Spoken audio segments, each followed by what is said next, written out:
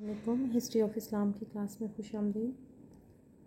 प्यारे बच्चों, जैसा कि आप जानते हैं हमने हज़रत अली रज़ी अल्लाह ताला अन्हो का जो दौर है वो स्टार्ट किया है और इसमें हमने आपकी इब्तदाई हालात ज़िंदगी के बारे में पढ़ा और आपकी वो खिदमत जिसमें जब जब जहाँ जहाँ आप सल्लल्लाहु अलैहि वसल्लम के साथ शरीक थे उनके बारे में बात की। इसी तरह से हज़रत अली रज़ी अल्लाह ताला अन्हो के बारे में हमने पढ़ा कि हज़रत अबू बकर सिद्दीक़ रज़ी अल्लाह ताला अन्हो के दौर में और हज़रत उमर फ़ारूक रज़ी अल्लाह ताला अन्हो के दौर में आप उनके मुशीर ख़ास रहे और तमाम मामलात जो हैं वो आप ही की राय से जो है वो तय किए गए और जहाँ जहाँ हुआ आपने हज़रत उमर फ़ारूक रज़ी अल्लाह ताला अन्हो की जो है वो रहनुमाई की।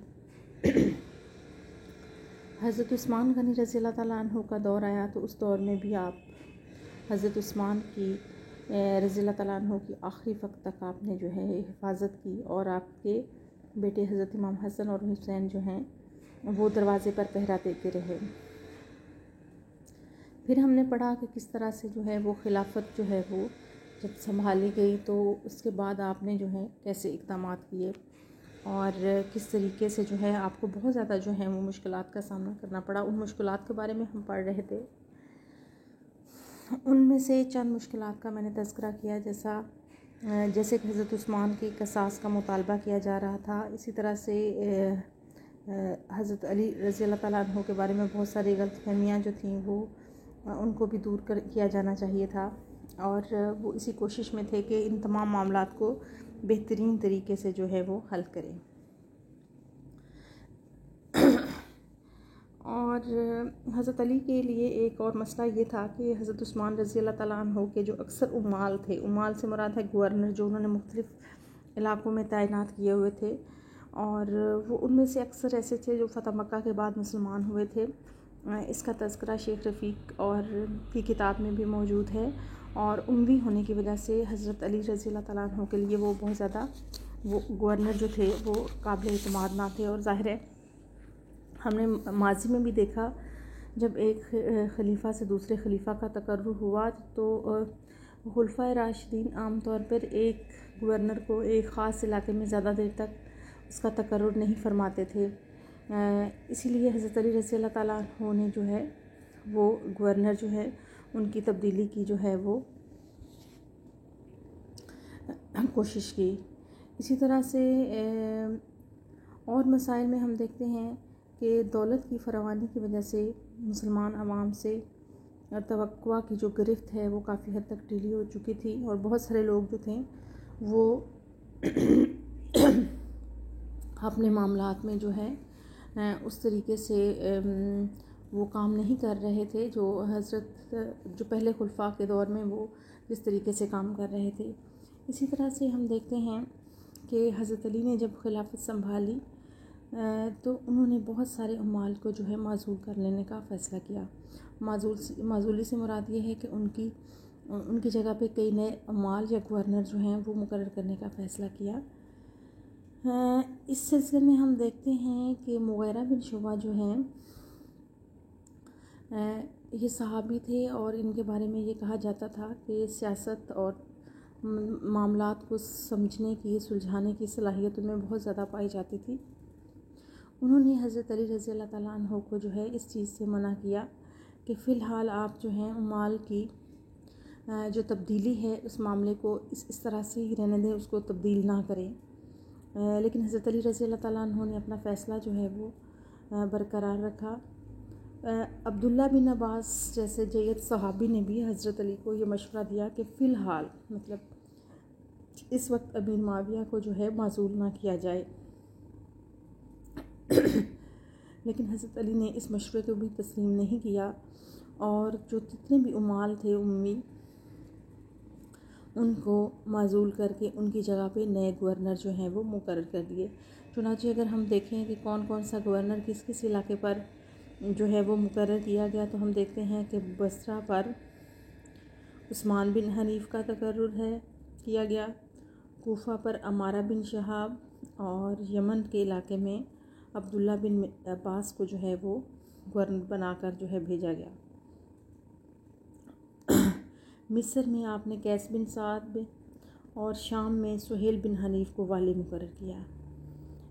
अब जब इन वालियों को इन इलाकों की तरफ भेजा गया तो इसमें हम देखते हैं कि इन नए वालियों में से जो कूफा का वाली था वो रास्ते से ही पलट आए, ठीक है, क्योंकि कूफा के जो लोग थे वो किसी भी जगह किसी तरह से भी अबू मूसा अशरा की जगह कोई नया वाली जो है वो उसको बतौर गवर्नर वहाँ पर मानने के लिए तैयार ना थे। और हज़रत अबू मूसा अशरा जो हैं उन्होंने भी हज़रत अली रज़ी अल्लाह ताला अन्हो की जो है वो बैत कर ली थी। कैस बिन साद जिनको मिस्र पर जो है वाली बनाकर भेजा गया, उन्होंने जो है बड़े तरीके और तदब्बुर से वहाँ पर जो है वहाँ का इलाका जो है अपने कब्ज़े में ले लिया और उनकी बैत कर ली गई। यमन और बसरा में जो हज़रत अली रज़ी अल्लाह ताला अन्हु होने वाली जो है मुकर्रर किए थे, वहाँ के उनको बतौर गवर्नर जो है काम करने दिया गया। शाम का जो गवर्नर था जिसका नाम सुहेल बिन हनीफ था, जो जब वो शाम की सरहद पर पहुँचे तो उन्हें वहाँ पे रोक दिया गया और वहीं से वो वापस लौट आए। अमीर माविया ने हज़रत अली के ख़िलाफ़ जो है मदीना से हज़रत उस्मान रज़ी अल्लाह ताला अन्हु के खून आलूद कपड़े और हज़रत नाइला की जो कटी हुई उंगलियां थीं वो मंगवाईं और उनको दमिश्क की जामिया मस्जिद में रखा ताकि लोग जो हैं उसको देखें। और हज़रत अली से हज़रत उस्मान रज़ी अल्लाह ताला अन्हु के कसास का मुतालबा जो है वो शुरू कर दिया गया। हज़रत अली रज़ी अल्लाह ताला अन्हु ने जब इस सूरत हाल को देखा तो आपने एक कासिद जो है वो अमीर माविया के पास भेजा और कसास उस्मान रज़ी अल्लाह ताला अन्हु के बारे में अपना नुक्ता नज़र जो है वो लिख कर वाज़ह किया कि अमीर माविया ने जो है उसके जवाब में हज़रत अली का ख़त का जवाब देने की बजाय एक सफ़ेद कागज़ लिया जिस पर बिस्मिल्लाह मुखातिब और भेजने वाले का नाम लिखा और इसे लिफाफा में बंद करके जो है वापस भेज दिया गया।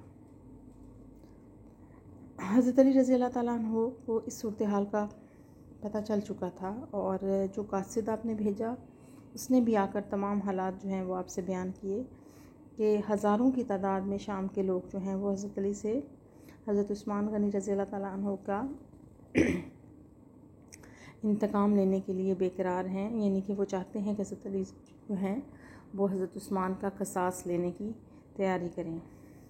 इसी तरह से हम देखते हैं कि हज़रत अली ने भी अमीर माविया के ख़िलाफ़ जो है मुकाबला करने की तैयारी जो है वो शुरू कर दी, यानी कि फ़िज़ा जो है वो काफ़ी हद तक कशीदा हो चुकी थी।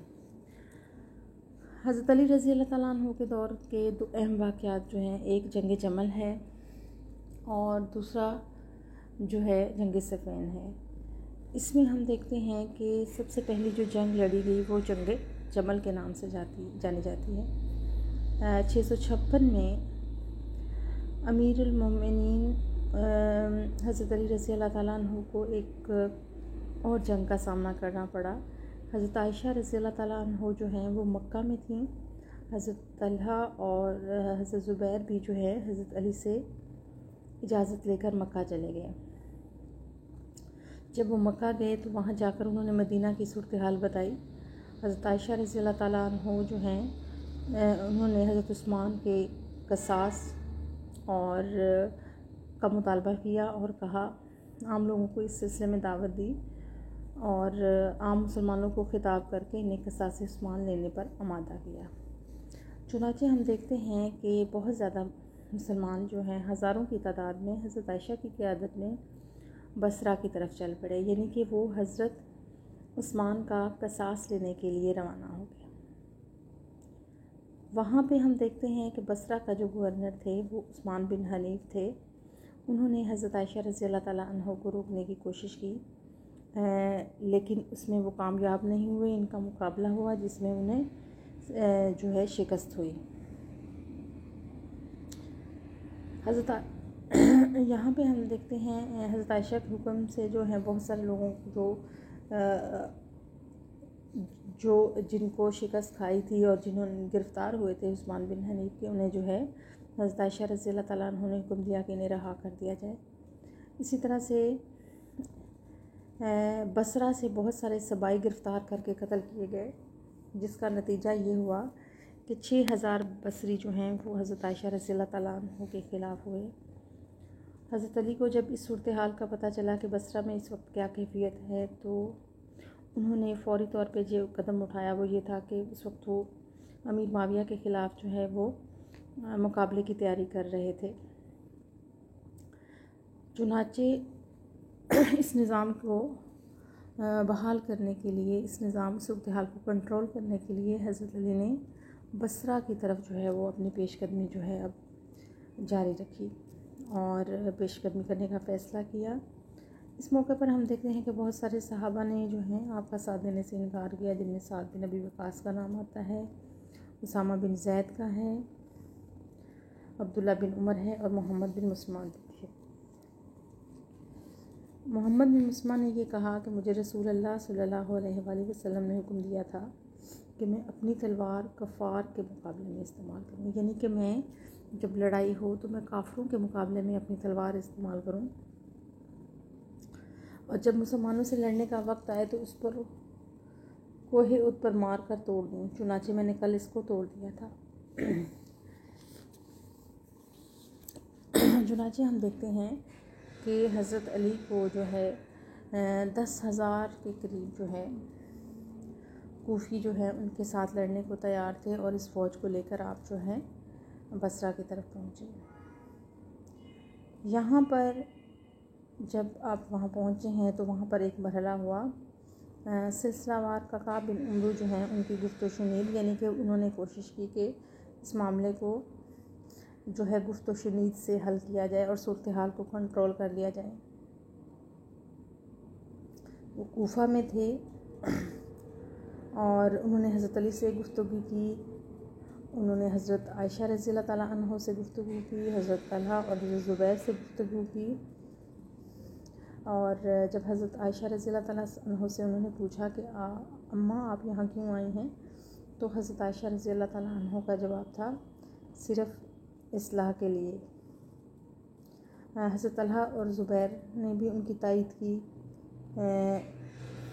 वो, और कहा इनका मौक़िफ़ ये था कि अगर हज़रत उस्मान का क़सास लेकर अगर इसे छोड़ दिया गया तो कुरान मजीद को छोड़ दिया गया, अगर इस क़सास को ले लिया गया तो कुरान को ज़िंदा किया गया। इसके जवाब में हम देखते हैं कि इस वाक़े का हमें तफसील से पता चलता है कि काका ने उनको कहा कि आपने बसरा के कातिलीन को कत्ल किया, तो इसका नतीजा ये हुआ कि 6000 बसरी आपके साथ छोड़ गए। यानी कि बसरा में जो लड़ाई हुई थी और जिसमें लोगों को कत्ल किया गया था, ज़ाहिरी बात है जो गिरफ़्तार हुए थे, जो सबाई थे, तो नतीजतन वहाँ के बहुत सारे लोग जो हैं वो हज़रत आयशा के ख़िलाफ़ हो गए थे। आपने हरकूस बिन ज़ुबैर को गिरफ़्तार करना चाहा, यानी कि ककाब बिन उमरू ने जो वो है तमाम वाक़यात की तफसील बताई कि कैसे कैसे जो ही आप, यानी कि सूरत हाल इस वक्त इस हद तक कशीदा है कि जैसे ही आप अपने किसी एक शख्स को गिरफ़्तार करने की कोशिश करते हैं तो नतीजतन दूसरे लोग जो हैं फ़ौरन वो आपके ख़िलाफ़ हो जाते हैं। दूसरी मिसाल उन्होंने दी कि आपने हरकूस बिन ज़ुबैर को गिरफ़्तार करना चाहा, तो यही बसरी जो है आपके ख़िलाफ़ जो है इन्होंने मज़ाहमत की, और आपको जो है हरकूस बिन ज़ुबैर को जो है जो गिरफ़्तार भी किया गया था उसे रिहा करना पड़ा, क्योंकि उनका प्रेशर बहुत ज़्यादा था। फिर आपने कहा अगर आपने जंग का इरादा ना किया, तर्क ना किया, तो यही बसरे जो हैं आपके ख़िलाफ़ लड़ेंगे। और हम देखते हैं और हमें पता चलता है कि इस गुफ्तगू के नतीजा ये हुआ कि हज़रत तलहा और हज़रत ज़ुबैर जो हैं वो सुलह पर आमादा हो गए। हज़रत अली रज़ियल्लाहु ताला अन्हु को भी इस गुफ्तो शुनीद से जो है आगाह किया गया, और उन्होंने ऐलान फरमाया कि जो लोग हज़रत उस्मान रज़ियल्लाहु ताला अन्हु के कत्ल में किसी तरह से भी शरीक हैं, हम से वो अच्छी तवक्को ना रखें। इसी तरह से हम मज़ीद देखते हैं कि सबाइयों की साजिश और जंग जो हैं ये वाक़यात कैसे हुए। अब सबाई ये देख रहे थे कि हज़रत आयशा रज़ियल्लाहु ताला अन्हा और हज़रत अली रज़ियल्लाहु ताला अन्हा के दरमियान मामलात जो हैं वो ठीक हो रहे हैं और जंग जो है वो टलती हुई नज़र आ रही है। तो इन सबाइयों ने अपनी कोशिशें जो हैं वो तेज़ कर दी। चुनाचे इन सबाइयों ने हज़रत अली रज़ी अल्लाह ताला अन्हु, हज़रत ज़ुबैर रज़ी अल्लाह ताला अन्हु और हज़रत तलहा रज़ी अल्लाह ताला अन्हु को ख़त्म करने का इरादा किया। ये फ़ैसला हुआ कि सुलह के मुआहदा को आखिरी शक्ल मिलने से पहले ही जंग शुरू कर दी जाए।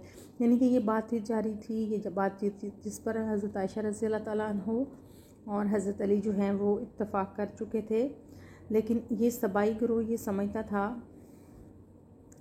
कि मामलात ठीक होने की बजाय इनकी कोशिश भी यही थी कि मामलात को ख़राब किया जाए, बजाय इसके कि इसको किसी डॉक्यूमेंट की सूरत में इस पर जो है कोई दस्तखत होने से पहले ही जो है वो जंग जो है वो शुरू कर दी जाए। और इस गिरोह ने यही किया और सुबह होने से पहले ही सबाई मक्का से आने वाले लश्कर पर जो है वो टूट पड़े। जब हज़रत अली रज़ी अल्लाह ताला अन्हु ने ये वजह पूछी कि क्या मामला हुआ है, तो कहा गया कि दूसरे लश्कर की तरफ से पहल हुई है। और हज़रत आयशा ये समझी कि हज़रत अली के लश्कर की तरफ से ऐसा हुआ है और इस तरह से जंग जो है वो जारी हो गई। यानी कि सबाइयों ने दोनों तरफ से गलतफ़हमियों को जो है फ़रोग़ दिया और हर फरीक ये समझता रहा कि दूसरे की तरफ से जो है वो जंग की पहल हुई है, लेकिन एक फरीक समझता है कि दूसरे की तरफ से हुई है, दूसरा समझता है कि नहीं पहले की तरफ से हुई है। और इस तरह से हज़रत अली और हज़रत आयशा रज़ी अल्लाह ताला अन्हो के लश्कर के दरमियान जो है वो जंग जो है वो शुरू हो गई। ज़ाहिर है वक्ती तौर पे सबको समझ ही नहीं आई और उस वक्त जो मतलब जो ग्रोह फसाद पैदा करना चाहता था उसी का ये काम था। और बसरी हज़रत आयशा के ऊँट के गिर्द जमा हो गए और तमाम जो जंग लड़ी गई वो इस ऊँट के गिर्द हुई। इसी वजह से इस जंग को जंग जमल कहा जाता है। ऐन जंग में हज़रत ज़ुबैर और हज़रत अली का जब आमना सामना हुआ तो हज़रत अली ने हज़रत ज़ुबैर से फ़रमाया, क्या आपको याद है कि एक मरतबा नबी पाक सल्लल्लाहु अलैहि वसल्लम ने फ़रमाया था कि एक मरतबा तुम अली के ख़िलाफ़ लड़ोगे। ये सुनते ही हज़रत ज़ुबैर ने जंग से हाथ खींच लिया, लेकिन एक सबाई ने आपको जाते हुए देखा तो पीछे से हो लिया और जब आप हालत नमाज में थे आपका सर काट लिया और हज़रत अली के पास ले आया। हज़रत अली ने उसे उस बात पर बहुत ज़्यादा मलामत की। हज़रत तलहा भी हज़रत ज़ुबैर की तरफ देखकर जंग से उन्होंने अलहदगी इख्तियार कर ली, लेकिन मरवान बिन हुक्म ने जो उनके साथ मक्के से आया था एक तीर से आपको शहीद कर दिया। इसी तरह से जंग का ख़ात्मा हुआ। हज़रत अली जो है हज़रत आयशा के ऊँट के पाँव ज़ख्मी करके उसे उठाने का हुक्म दिया और आपने बड़ी ही उसके बाद जो है आपकी ताज़ीम की। और जब ये देखा कि जब आपका ऊँट बैठ गया तो बसरी जो फ़ौजें थी वो मुंतशिर हो गईं। और जब हज़रत अली और हज़रत आयशा रज़ी अल्लाह ताला अन्हु का आमना सामना हुआ, हज़रत अली ने ये कहा, उम्मुल मोमिनीन खुदा हमें माफ़ फरमाए। और हज़रत आयशा रज़ी अल्लाह ताला अन्हु का जवाब था आमीन। इसके बाद हज़रत अली रज़ी अल्लाह ताला अन्हु ने उम्मुल मोमिनीन को नहायत एहतराम के साथ जो है वो मदीना की तरफ जो है भिजवाया। और इस जंग के बारे में, इसकी अहमियत के बारे में अगर हम बात करें तो हमें पता चलता है कि ये वो जंग थी जो एक गलतफ़हमी का नतीजा थी। और इस बात का एतराफ़ बाद में हज़रत आयशा रज़ी अल्लाह ताला अन्हा ने भी फ़रमाया, ये जंग यकीनन टल सकती थी, लेकिन दोनों लश्करों में ऐसे अनासर मौजूद थे जो इस चीज़ की चाहते थे कि हर कीमत पे ये जो जंग है लड़ी जाए। और इस सिलसिले में हम देखते हैं कि 10,000 के करीब कीमती जानें जो हैं वो इसमें ज़ाया हुई। हज़रत तलहा और हज़रत ज़ुबैर जैसे लोग जो हैं वो शहीद हुए। और इस जंग के बाद हम देखते हैं कि हज़रत अली रज़ी अल्लाह ताला अन्हु ने जब देखा कि मदीना के अंदर ये सूरत हाल और कैफियत है तो आपने अपना जो दरुल खिलाफा है उसको तब्दील करने का फ़ैसला किया और मदीना से उसको कूफा जो है उसको अपना कैपिटल जो है बनाया। इसी तरह से इस जंग के ख़ात्मे के बाद हम दारुल खिलाफा की तब्दीली देखते हैं और इसमें फिर मज़ीद वाक़यात जो रूनुमा हुए हैं उनका हम जो है तज़किरा कल के लेक्चर में करेंगे।